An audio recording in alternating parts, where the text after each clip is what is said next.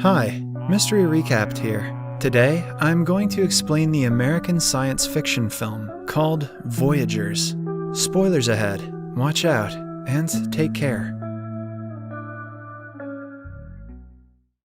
The movie starts out in the year 2063 AD. Human existence is at risk of extinction because of climate change, decreasing biodiversity, and decreasing supply of clean drinking water. The deteriorating situation of the Earth has been troubling scientists for a long time. In such harsh conditions, they work hard to find a planet where humans can settle on. At the beginning of the movie, the top scientists and astronomers of the world are in a conference meeting.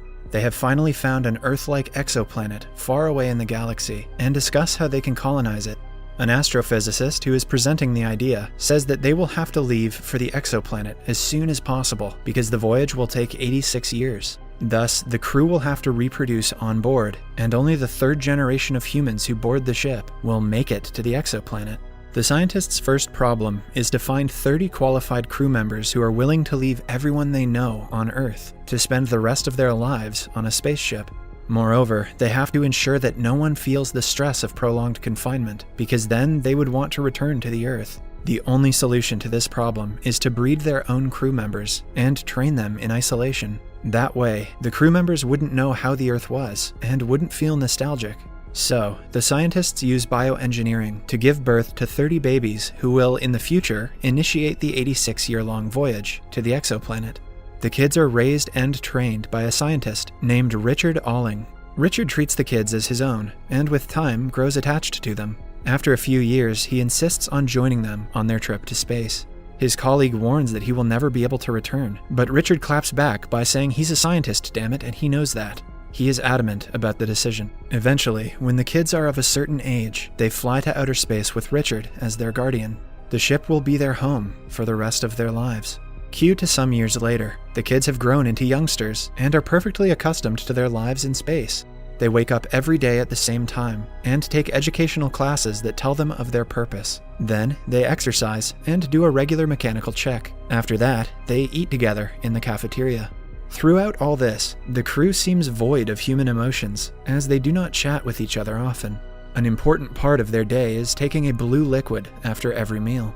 In the following scene, we see two crew members named Chris and Zach listening to classical music as a recreational activity. Another member named Sela is having doubts about the mission and thinks of her life as unimportant. So, she talks to Richard about it. Richard calmly explains that they are the most important humans in history. He reveals he has been feeling lonely for a long time and shows Sela pictures of his family from the Earth. The crew grows its own plant to sustain life for the years that they will be on the ship. One day, Chris discovers that there is a toxin named T56J in the water they irrigate the plants with. The water is filtered urine, which means that the toxin is coming from the crew's body. He asks Richard about the toxin, but he simply tells Chris to change the filtration system. Later, Chris does some research on the toxin, but finds no information about it in the database. He even tells Zach about the matter. After everyone is asleep at night, the two hack into the database and find out that the toxin comes from the blue liquid they drink every day. They also reveal that the toxin makes humans docile, eliminates sexual desires, and decreases pleasure response. That means the crew is being drugged, so they can be kept in check. From the following day, Zach and Chris stop taking the blue liquid. They also tell two of the other crew members, named Kai and Julie, about their discovery. Moreover, Chris has also found an unmarked compartment in the ship, behind the walls. The four of them have begun to doubt their creators. During a routine conversation with Richard, Chris tells him that he has discovered an unidentified chamber in the blueprints and demands to know its purpose and what exactly is inside of it. Richard proceeds to evasively tell him that such information is classified and that the chamber is reserved for the third generation on board. The following day, Chris and Zach go through the emotions that they have never felt in their lives before. Being off the blue liquid is like being on drugs for them. It's like they're speedrunning puberty. Zach feels sexually attracted to Sela and grabs her arm. He lets go of her only after Richard casually tells him to maintain distance. During their workout, Zach and Chris play fight, feeling the rush of adrenaline for the first time.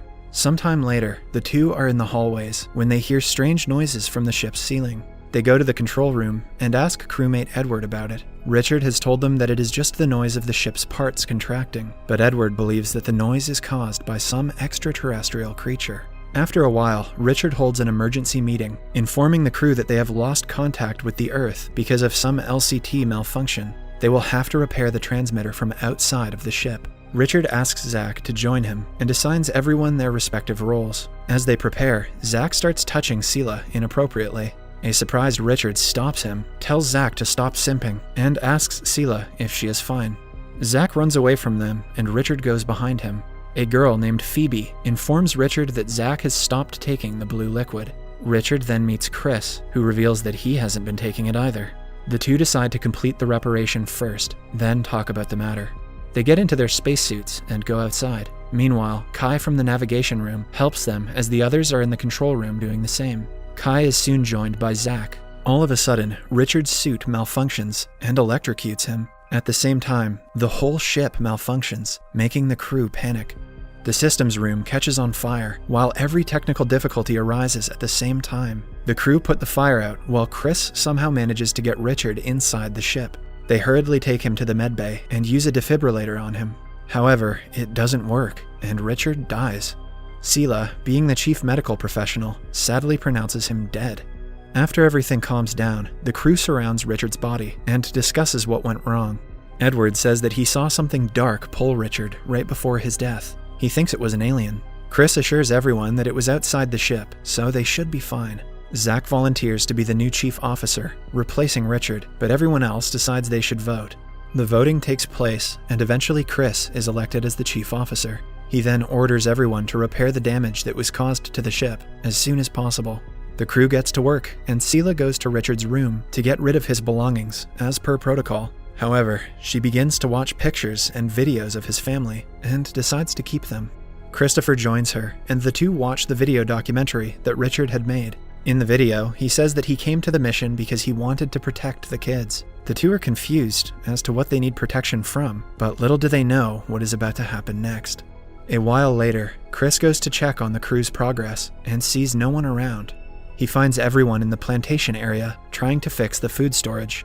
Zach had brought them there saying that food should be their first priority and they shouldn't let it go bad. Chris agrees and lets them do what they want.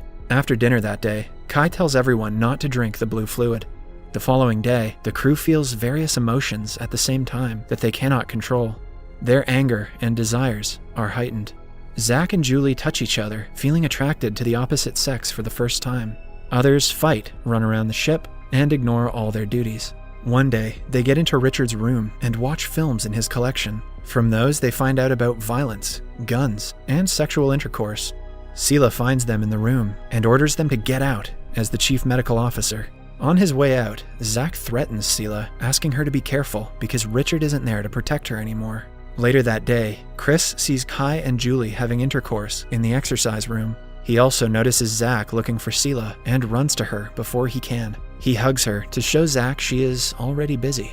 At the same time, Kai finds a guy named Peter and Julie getting close. Enraged with jealousy, he attacks Peter, making him run away. Later, everyone is at the cafeteria when Peter hits Kai with a metal tool to take revenge. Chris and the others separate the fight and schedule an emergency meeting in the control room. In the meeting, Chris puts forward his dissatisfaction regarding the crew's performance, but Zach interrupts him frequently. Edward says that he doesn't want to work in the control room anymore because he thinks it has aliens brought by Richard from when he last spacewalked. This scares everyone, as they too have been hearing the noises. Taking this opportunity, Zach says that he will save the crew from the aliens and provide them with a lot of food. He also declares that he is forming a separate group from Chris, and people on his side can follow him. Half of the crew leaves with Zach, while the other half stays with Chris. Chris's group is also worried that the alien might be real, so they go to collect the surveillance footage from the systems room. After they leave, Zach's team arrives there, and Kai and he go inside. They act like an alien attacked them in the room to scare the group and keep them submissive. Meanwhile, Chris and the group watch the surveillance footage and find a clip of Zach and Kai deliberately electrocuting Richard. They are beyond surprised when they find that the two killed Richard. The following morning, they are woken up by a knock on the door. Zach and his group are there to invite them for lunch. Chris and the team carefully come to the cafeteria and start to eat. Just then, Zach walks in front of everyone and declares himself the new chief officer. But Chris retaliates and shows everyone the clip of Zach and Kai killing Richard. Everyone gets up in surprise, but to their confusion, Zach admits to killing him. He says that he had seen an alien attach itself to Richard and had to kill him to kill the alien. He then says that the alien might have attached itself to someone else from the crew. The naive crew believes him, and everyone gets real sus all of a sudden. With no evidence, they blame Peter for carrying the alien and beat him to death.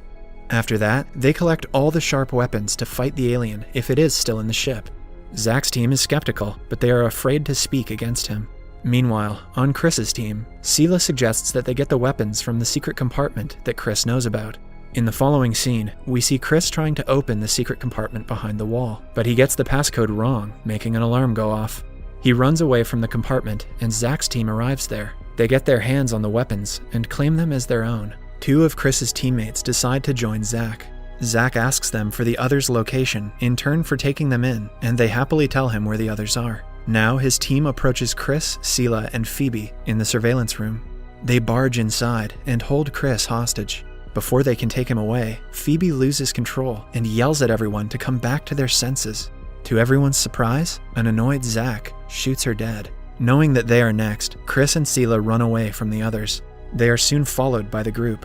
After a while, Zach finds them and chases them into the airlock with a gun in his hand. Now, with no way out, Chris quickly thinks of a plan. He and Sela put on spacesuits and open the hatch. So, when Zach barges in, he is pulled into space. Sela and Chris return to the rest of the group, who have become docile without their leader. The scene changes to some days later, when everything has gone back to normal.